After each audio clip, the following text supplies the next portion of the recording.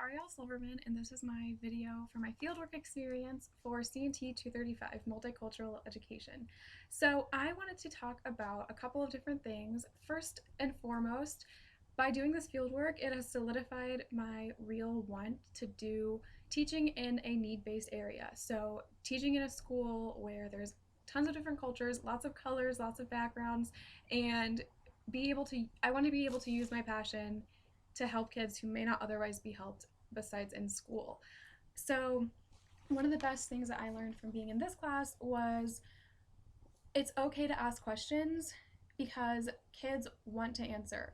So every Friday at JC Harmon, they do a Socratic seminar. So basically they have an article or song lyrics or a poem, and they read it, they discuss it, they ask each other questions, and it's really nice. And it's a very good dialogue because every other time of the week, there's not necessarily a time where kids really are asked their own opinion about the stuff that they're learning. So one of the best things that I had for my experience was we had a group of 10 girls. It was me, and the classroom that I got to observe was a ninth grade English class, and I want to do English in high school, so it's perfect for me. And we read an article from a woman who is from Nigeria originally, and basically she did a TED Talk, and it's about not having a single story. So not only not having a single story, but also not perpetuating one single story and judging people based on one thing about them. Don't judge about race, don't judge about religion, you can't judge about where a person is from, because that only tells one story of their lives. And one of the best things that we had a really nice conversation about was my teacher, Miss Buck, started off the discussion by saying, after reading the article, "How have you been stereotyped?" And of course, they're freshman girls, they don't really know how to necessarily voice exactly what they want to say. So some of the class was definitely spent kind of looking around, smirking, not exactly knowing what to say. But eventually, everyone in the classroom was able to give a very specific example. So the makeup of the classroom was, well, like I said, 12 girls, me and only one or two other people appeared to be white. So there was a lot of, I felt like the minority in the class, which was very different than I've ever been used to, which is really awesome to me.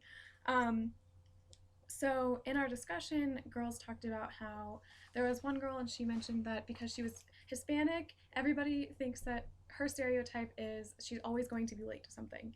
And we had a really nice conversation because so Miss Buck, my teacher, is an African American woman, and she says, you know what, that's funny because everybody stereotypes me the same way, which kind of brought to mind the fact that, yeah, stereotypes exist, but they kind of transcend through everybody. Everyone's going to have a stereotype. Even white people have stereotypes, which, I had known. And in the article by Alan Johnson, he talks about white privilege. So basically the idea that white upper class men have been able to kind of finesse the system in order to benefit only them and to systematically suppress anyone who is not upper class white or male, even women. And speaking of that, we had a really good conversation. Because it was all girls, it was really nice to be able to kind of talk about stereotypes that women encounter on a day-to-day basis. And in Judith Lorber's Night to His Day, The Social Construction of Gender, she talks about how girls are realizing that they are being suppressed. The feminist movement is not new. Women wanted to be represented all throughout history, but recently with all of these media and social media, there's been a lot of upping of, hey, we need to have a voice in the way that we run things as a society. So one of the best examples that I was shown in my discussion was a girl brought up the fact that she is originally from Sudan, and so she's black, beautiful, curly hair, gorgeous girl, and she said, people make fun of me all the time because of how I choose to dress. And they say, you can't wear that, who are you dressing for?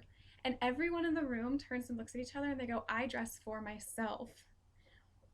And something about that was really, really, different than anything that I had ever heard before, because a lot of times in fashion, you're wearing less clothing in order to please the guy, or you're wearing too much clothing in order to cover yourself against men who may be croning and looking at you. So something that was really, really nice to see was all of these 14, 15-year-old girls taking the confidence in themselves that they want to be able to represent their gender how they do for one's own person. And in our class, it was really nice because so the room was basically set up for this discussion. There was a big circle, and there was a lot of um, so there was a big circle of desks, and there wasn't anybody empty from one another next to each other. Everybody was in a group, and while we did have Miss Buck go up and write the different questions that the girls were asking, it was a very communal, nice situation. Um, Something else that was awesome about the classroom was Miss Buck had put up lots of different posters. It was really bright, brighter than I had ever seen a high school classroom before. And something that was really, really cool to see for me was she did a project at the beginning of the year called a 6-word memoir. So students had written 6 words about their life, and they had been posted up since August. And one of the ones that just had really stuck with me was dad left month dad left month ago, no contact. And it really gave me a view into the lives of the students that I would hopefully be able to teach one day, to know that yes, it's a multicultural classroom, and yes, I want to be able to attend to everybody's needs, but at the same time, kids are kids. They're always going to have things that they need help with, they're always going to need help, and it's my job as the teacher to say, hey, I I'm here. I'm here as a supporter. I'm here to make sure that you get the help that you need. And one of the awesome things that I noticed was the school had set up the diploma program for graduating such that when they graduate, they have one of 3 options. They can either have a degree with, they can have a diploma with 30 hours of college credit, they can have a diploma and guarantee a 21 on the ACT, or they can have a diploma and have a technical degree. So JC Harmon makes it really possible for kids to be successful after they leave high school. And with that, I really want to say thank you because this has really solidified my need to be in a place like this.